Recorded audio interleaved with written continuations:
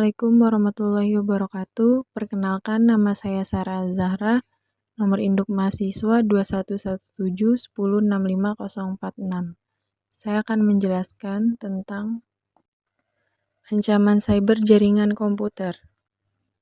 Apa itu ancaman cyber? Ancaman cyber adalah potensi resiko atau bahaya yang timbul dari dunia maya atau lingkungan digital. Ancaman ini dapat merusak, mengganggu, atau membahayakan sistem komputer, jaringan, perangkat, data, dan informasi pribadi. Ancaman cyber mencakup berbagai jenis serangan dan aktivitas yang dapat merugikan individu, organisasi, atau entitas. Ancaman cyber terhadap jaringan komputer terus berkembang seiring berjalannya waktu. Ancaman-ancaman tersebut seringkali mencerminkan perkembangan teknologi dan metode baru yang digunakan oleh penyerang cyber. Beberapa contoh umum dari ancaman cyber meliputi malware, serangan DDoS atau Distributed Denial of Service, phishing, zero day, ransomware, serangan identitas dan pencurian data, serangan man in the middle, serangan IoT, Internet of Things, serangan APT, Advanced Persistent Threat, dan keamanan cloud. Yang pertama ada malware, jenis ancaman yang dirancang untuk merusak sistem, perangkat, atau mencuri data sensitif. Malware dapat masuk ke dalam sistem melalui email phishing, unduhan tidak sah, atau melalui jaringan yang tidak aman. Yang kedua ada serangan DDoS, Distributed Denial of Service, adalah serangan yang dilakukan dengan membanjiri jaringan atau server dengan permintaan yang berlebihan, sehingga menyebabkan jaringan atau server menjadi tidak dapat diakses atau lambat dalam merespon. Yang ketiga ada phishing. Serangan phishing merupakan upaya untuk memperoleh informasi sensitif dari seseorang, seperti kata sandi, nomor kartu kredit, atau informasi pribadi lainnya. Phishing biasanya dilakukan melalui email palsu atau situs web palsu yang meniru situs web asli untuk menipu pengguna.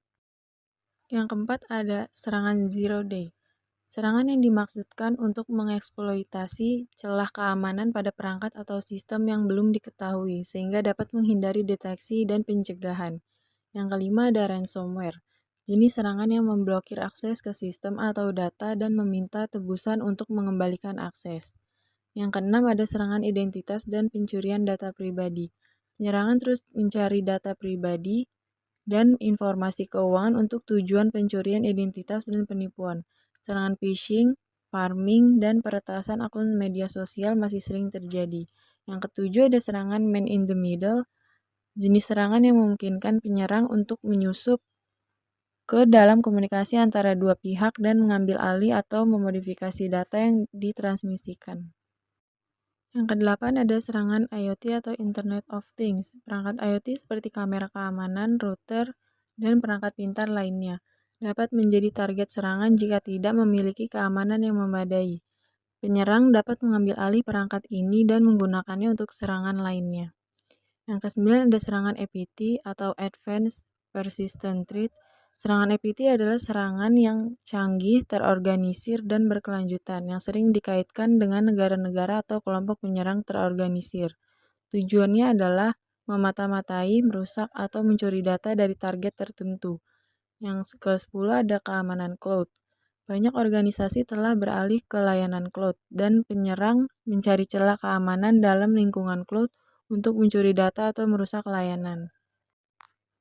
Ancaman cyber terhadap jaringan komputer sangat beragam, dan pencegahannya memerlukan pendekatan komprehensif yang melibatkan berbagai tindakan keamanan. Berikut adalah beberapa ancaman cyber umum dan cara pencegahannya. Yang pertama ada malware, virus, worm, trojan, ransomware, spyware. Pencegahan yang pertama, install perangkat lunak antivirus yang terkini dan anti-spyware. Yang kedua, perbarui sistem operasi dan perangkat lunak secara teratur.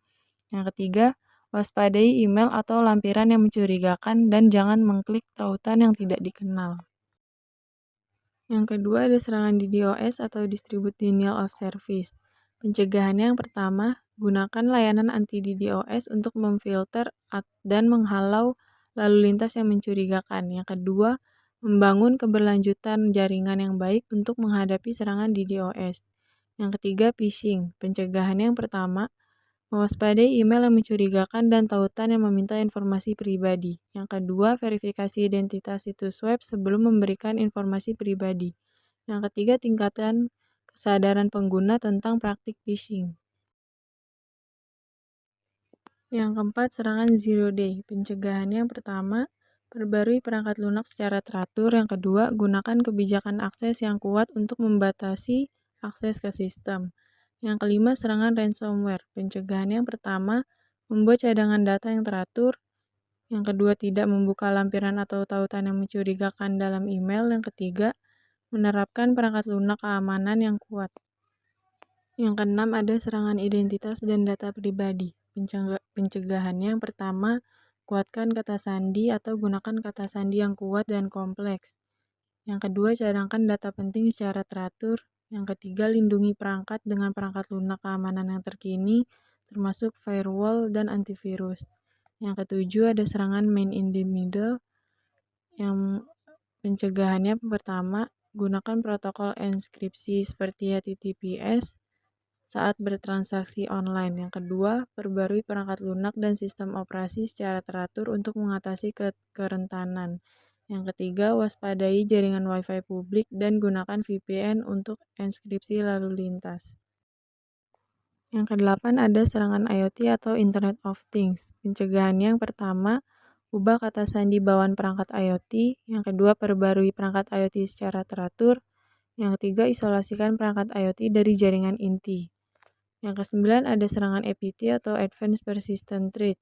Pencegahan yang pertama, perkuat parameter jaringan dengan firewall, IDS atau IPS, atau Intrusion Detection System atau Intrusion Prevention System, dan filter lalu lintas yang kuat. Gunakan VPN untuk mengamankan lalu lintas jaringan, terutama saat mengakses jaringan dari luar.